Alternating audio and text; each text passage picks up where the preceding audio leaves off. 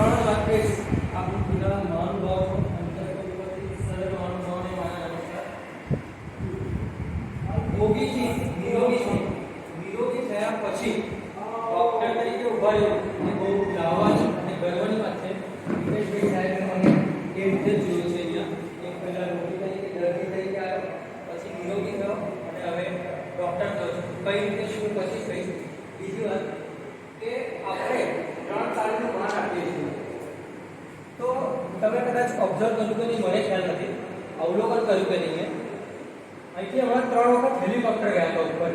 તો જે અવાજ આવતો હતો ને, તો હું એવું માનું છું એક કલાકાર તરીકે કે સારો વ્યક્તિ અને સરસ વ્યક્તિ અને સારસ વ્યક્તિ હોય ને, તો એને હવા પણ પોતાનો અને કુદરત પણ પોતાનો એક શુભેચ્છા પાઠવતો હોય છે.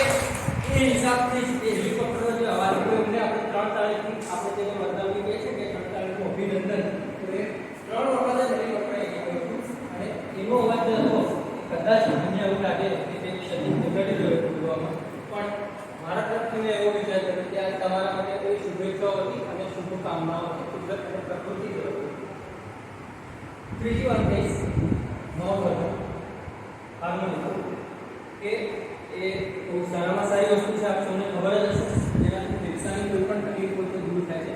અને આમની સાથે મારા જે સંબંધ કેળવાયા એને તમને કીધું પ્રમાણે ધીમું બોલવાનું ત્યારે બી ક્લિયર પ્રમાણે બરાબર, પણ અવાજ આગળ હોવો જોઈએ એટલા માટે હું થોડું મોટેથી બોલું છું. તો મોસ પ્રભાતી અને હું આમના માટે સ્પેશિયલી આજે 31 ઓક્ટોબર મને યાદ રહેશે જ, કારણ કે આજે સરદાર વલ્લભભાઈ પટેલની જન્મજયંતિ. અને આવીને વિકેશભાઈએ કીધું કે કદાચ મને ત્યાં જવાનો લાવો મળ્યો હોત મહોત્સવને વગાડવા માટે કે બાબુ સંગીત પીરસવા માટે, પણ એની જગ્યાએ મેં આજે નક્કી કર્યું કે ના, મેં પ્રેફરન્સ જેને કહેવાય કે કઈ જગ્યાએ જવું, જ્યાં તમારું મન મેળાવ હોય, મન મુદ્દાઓ ના હોય એ જગ્યાએ તમે જાઓ તો આનંદ વધારે મળે.